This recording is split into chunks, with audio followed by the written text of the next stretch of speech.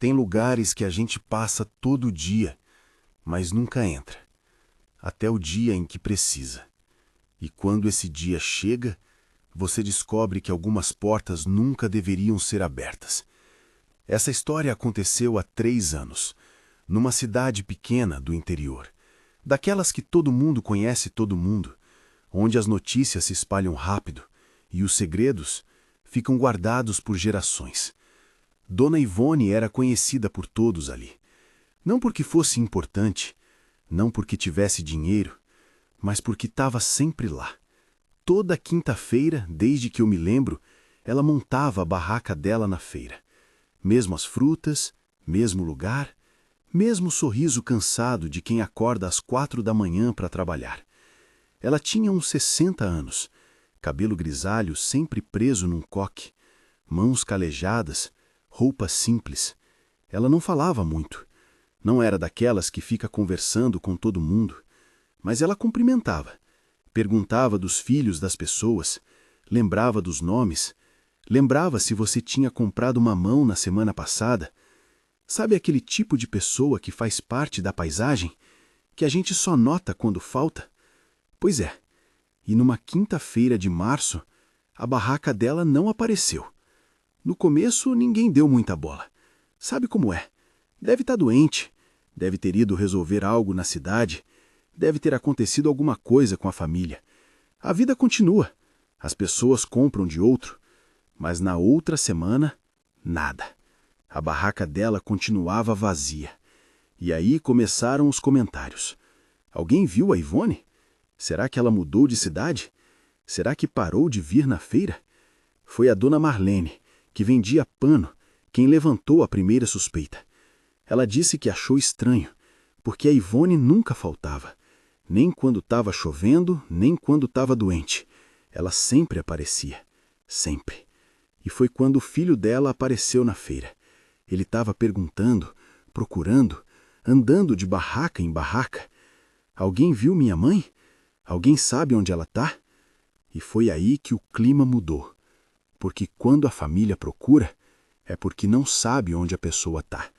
E quando a família não sabe, é porque algo errado aconteceu. As pessoas começaram a lembrar das coisas, pequenas coisas, que sozinhas não significavam nada, mas juntas começavam a formar uma imagem. A Ivone morava sozinha, numa casa pequena, no fim da Rua das Flores. Ela era separada há uns 15 anos. O ex-marido morava em outra cidade. Diziam que ele tinha sido violento.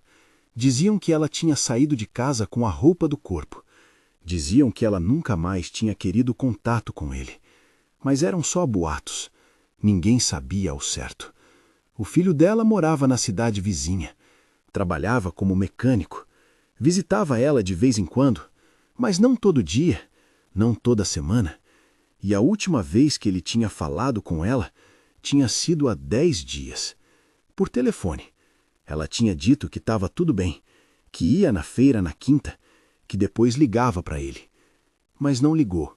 E quando ele tentou ligar de volta, ela não atendeu.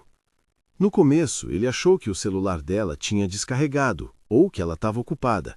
Mas depois de 3 dias sem resposta, ele decidiu ir até a casa dela e encontrou tudo trancado. As luzes apagadas, a porta fechada, como se ela tivesse saído e não voltado mais. O filho dela foi na delegacia, fez boletim de ocorrência. Mas sabe como é, né?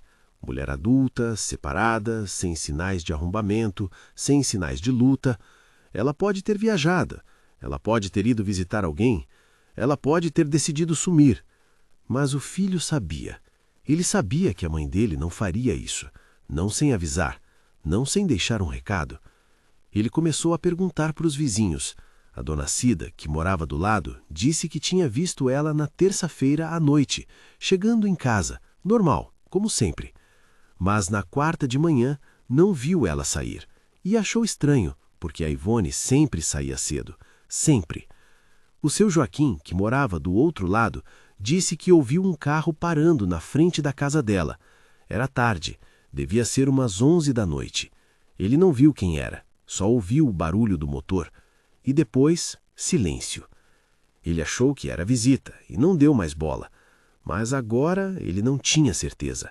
As peças começavam a se juntar e o que elas formavam não era nada bom. Eu não conhecia a Ivone pessoalmente. Já tinha visto ela na feira, já tinha comprado fruta dela 1 ou 2 vezes, mas não éramos próximas, não conversávamos. Mas eu senti. Sabe quando o ar pesa? Quando você passa por um lugar e o corpo trava? Quando algo no ambiente muda, mas você não sabe explicar o quê? Foi assim. Eu estava voltando da feira numa tarde de quinta e resolvi passar pela Rua das Flores. Não sei por quê, não era meu caminho, mas algo me puxou para lá. E quando eu cheguei na frente da casa dela, eu senti. A casa estava trancada, as janelas fechadas, tudo quieto, mas a porta da frente balançava, levemente, como se alguém tivesse acabado de sair. Só que não tinha ninguém. Não tinha vento forte, não tinha nada que justificasse aquele movimento. E eu fiquei parada ali, olhando, e foi quando eu ouvi. Não era voz, não era som, era impressão. Aquele tipo de coisa que você não escuta com o ouvido, mas recebe no peito. Galpão. Eu gelei, porque eu sabia qual galpão era. Todo mundo na cidade sabia.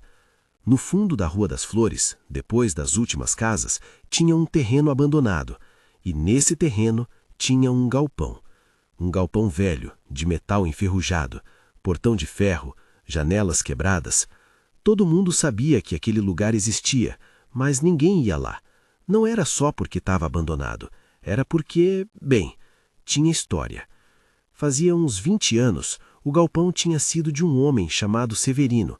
Ele era mecânico, consertava carro, consertava moto, trabalhava sozinho, era fechado, não falava com ninguém. E num dia ele sumiu, simplesmente sumiu.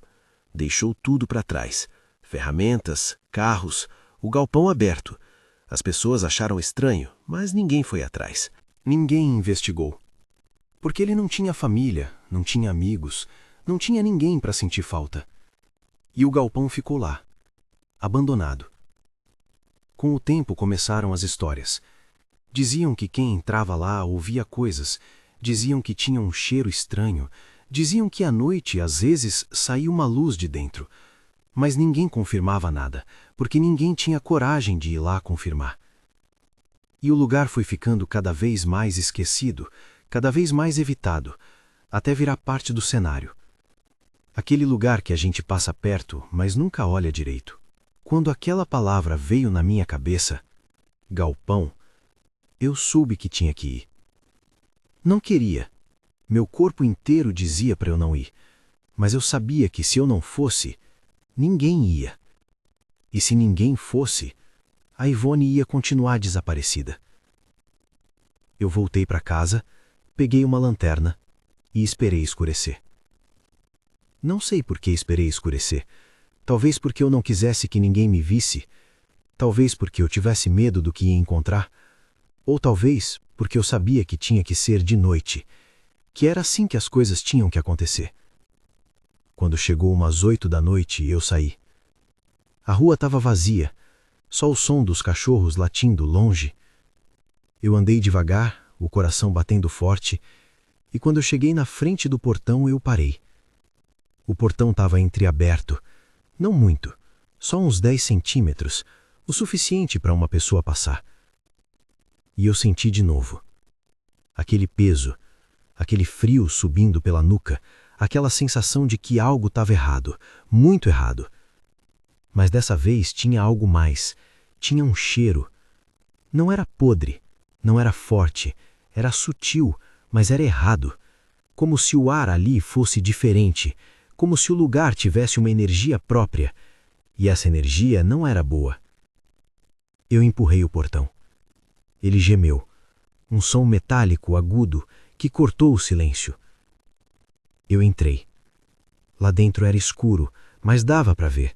Tinha uns raios de luz da lua entrando pelas janelas quebradas, e aos poucos meus olhos foram se acostumando. Tinha móveis velhos, uma mesa velha, cadeiras quebradas, lona rasgada no chão, ferramentas enferrujadas penduradas na parede, tudo coberto de poeira, tudo parado no tempo. Eu andei devagar. Cada passo meu ecoava e a sensação só piorava. Era como se o lugar tivesse vida própria, como se tivesse olhos nas paredes, como se algo tivesse me esperando. E então eu vi.